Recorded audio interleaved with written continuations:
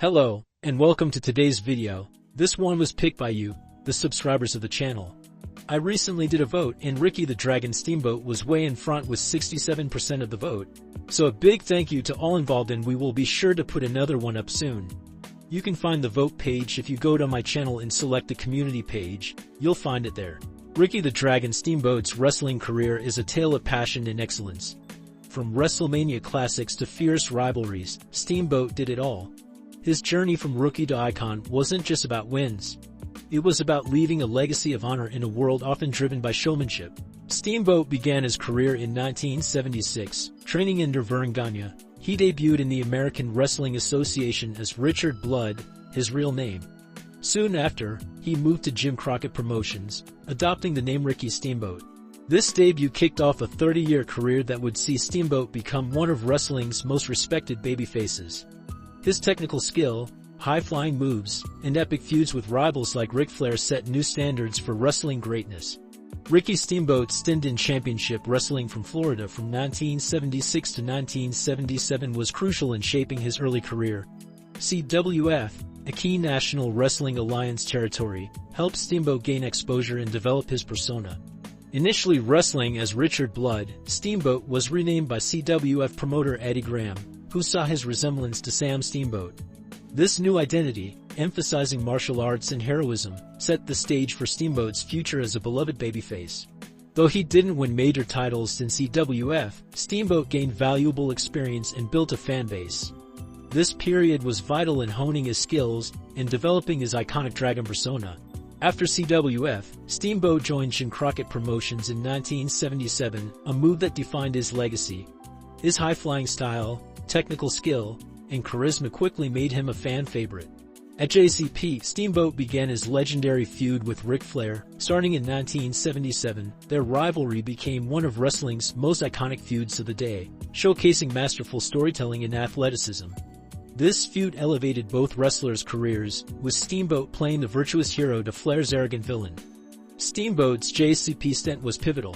He quickly rose through the ranks and began to form key rivalries, especially with Ric Flair. His time there also saw him winning multiple championships, including the NWA United States Heavyweight, NWA World Tag Team, and NWA Mid-Atlantic Heavyweight titles. After leaving JCP in 1985, Steamboat joined the WWF, cementing his legacy as a top babyface from 1985 to 1988. This period featured significant feuds and accomplishments, including iconic WWF moments. His initial WWF feud with Don Muraco and Mr. Fuji established Steamboat as a credible babyface. In 1986, he entered a high-profile rivalry with Jake the Snake Roberts, which began with a brutal incident where Roberts delivered a DDT on the concrete floor, knocking Steamboat out and escalating the tension between the two. Known for its psychological intensity and memorable moments, including Steamboat countering Robert's snake with a Komodo dragon. Steamboat's most famous WWF feud was with Macho Man Randy Savage. It began in late 1986 when Savage attacked Steamboat on Superstars of Wrestling, injuring his throat after delivering a brutal assault with the ring bell. This led to a heated rivalry culminating at WrestleMania 3 on the 29th of March 1987, where Steamboat won the WWF Intercontinental Championship. Their match is still considered one of the greatest in wrestling history, praised for its pace, technique, and storytelling. After this victory, Steamboat's momentum slowed. He lost the title to the Honky Tonk Man in June 1987 and left the WWF in mid-1988, returning to Jim Crockett Promotions, which was rebranded now as WCW. Steamboat's 1989 WCW run is legendary, highlighted by his NWA World Heavyweight Championship reign and feud with Ric Flair. Their trilogy of matches set new standards for professional wrestling. On the 20th of February 1989, at Chi-Town Rumble, Steamboat defeated Flair for the NWA World Heavyweight Championship. Their second match, a 2-out-of-3 falls bout, is hailed as one of the greatest technical wrestling matches ever. In their final encounter, Flair regained the title. Despite the loss, these matches cemented Steamboat's status as one of the best in-ring competitors ever. The Steamboat Flair trilogy of 1989 is considered one of wrestling's greatest match series. Praised for storytelling and technical skill, these bouts showcase Steamboat's elite performance as both babyface and champion. they highlighted his chemistry with Flair, known for elevating opponents. Despite a short 76-day reign, Steamboat's impact as the underdog champion against Flair's arrogant persona was significant. After the trilogy, Steamboat briefly feuded with Terry Funk, who attacked Flair after the Wrestle War match. This feud, while less significant for Steamboat, kept him in top storylines. Steamboat's 1989 work was defined by technical wrestling, cardio, and athleticism. His martial arts-influenced style and in-ring psychology made his matches unmissable.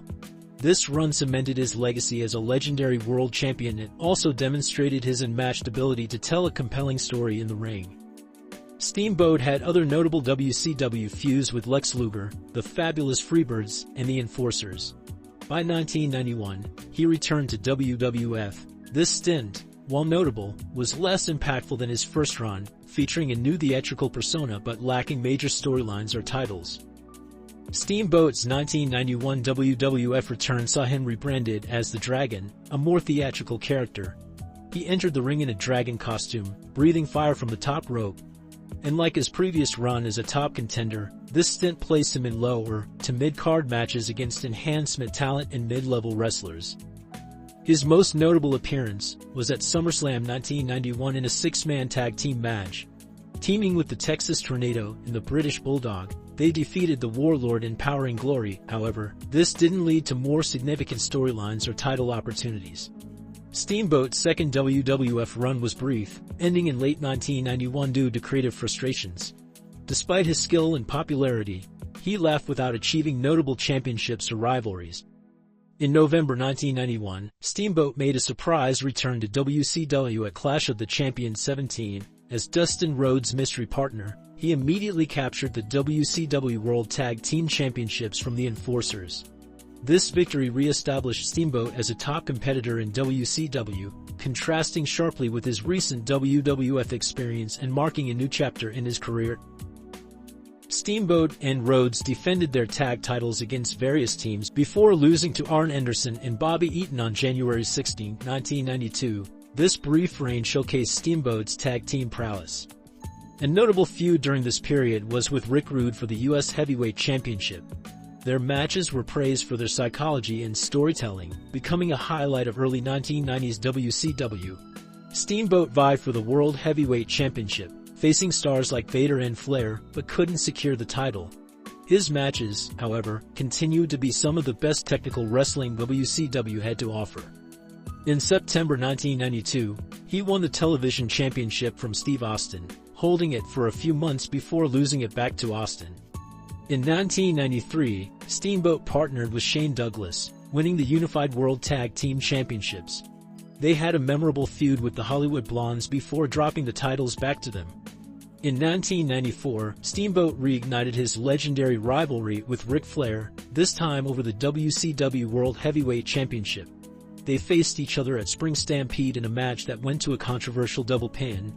The title was initially declared vacant, but Flair was later reinstated as champion. This marked one of the final major bouts between Steamboat and Flair, capping off their storied rivalry with another classic match.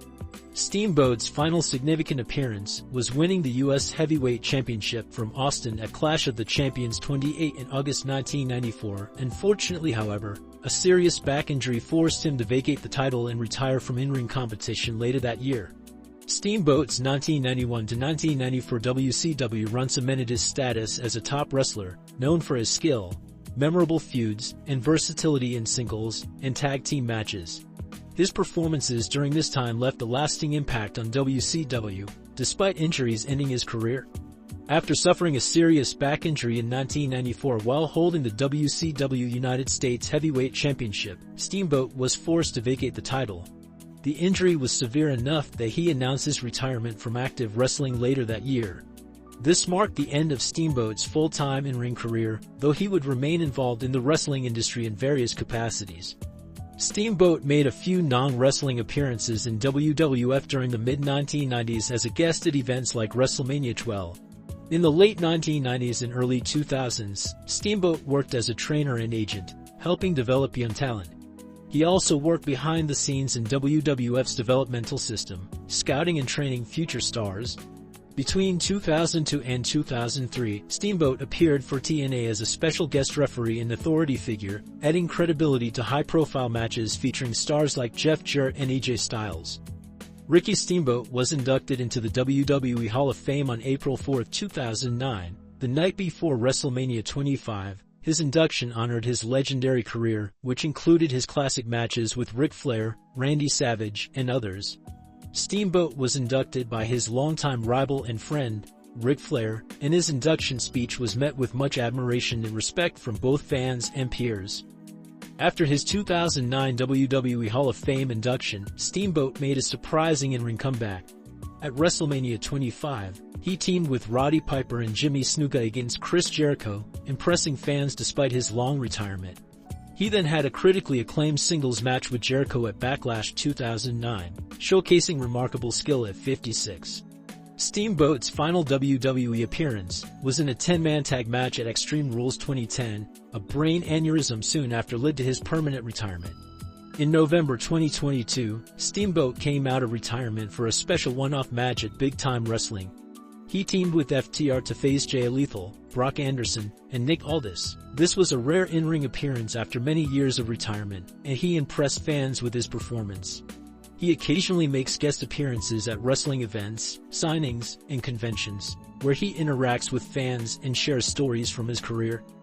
To this day, he serves as a WWE ambassador, occasionally appearing at WWE events and programs. His legacy is well respected within the company, and he often represents WWE at public events, signings, and media appearances. Well people, that's it for today. If you've enjoyed this and want to get notified when the next video comes out, hit the subscribe button, that way you won't miss a thing. And if you could give a thumbs up, it would be greatly appreciated. That way YouTube will know to send this out to others as well. Thanks for your time today and see you real soon.